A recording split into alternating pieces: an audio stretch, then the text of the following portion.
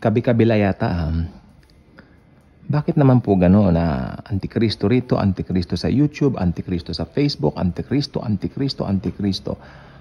Bakit? Gusto niyo po bang ma-meet ang Antichrist? Alam po ba ninyo ang indication kapag nakilala niyo ang Antikristo? It means that you are left behind.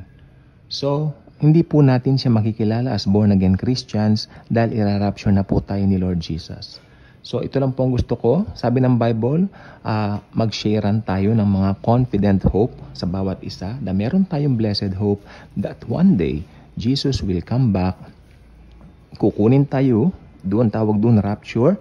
Pagkatapos nun, mangyayari ng mga terribling event na yan dito sa lupa. Dahil doon at doon pa lang po uusbong yan, yung hinihintay nilang Antikristo.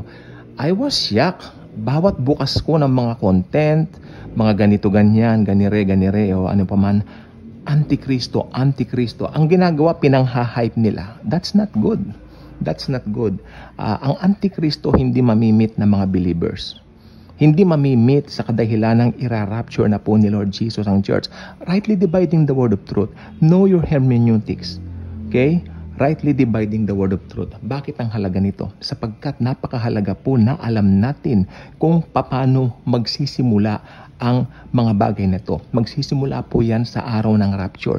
Pag nag-rapture na po, tapos na po ang church age. Then yung mga terrible na mangyayari, sunod na po yan.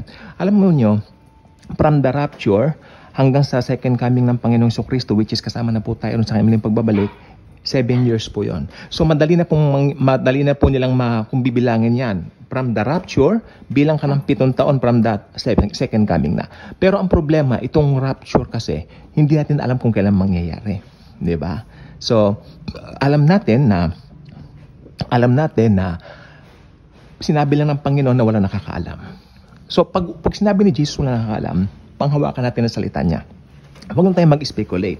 Nakakahiya sa mga hindi born-again Christians. Dahil pinagtatawanan na po tayo. Hula. I mean, tama na yan. Mag-share po tayo ng good news. Marami pa mga unsaved persons. The fact na hindi pa nagra-rapture, magpasalamat tayo. Kasi pagkat marami pa po tayong pwedeng share ng gospel. Marami po tayong pwedeng pagpahayagan ng salita ng Diyos ng tungkol kay Jesus Christ. Habang wala pa yung rapture na yan. Okay? So, focus on Jesus. Alam nyo, pag born-again Christian ka, you will never meet the Antichrist. We will meet Jesus. Di ba? Kasi siya ang mamimit natin, nare-rapture tayo eh. Then, yung mga maiiwan dito sila, makakamit sa Antichrist. Kaya nakakatakot, pag na-meet mo ang Antichrist, it means you are left behind. Kaya kung hindi ka pa nakasubscribe sa channel, I invite you to do so. Click the notification bell, share this video, share the wonderful of the grace of the Lord Jesus Christ. Thank you, and Jesus truly loves us all.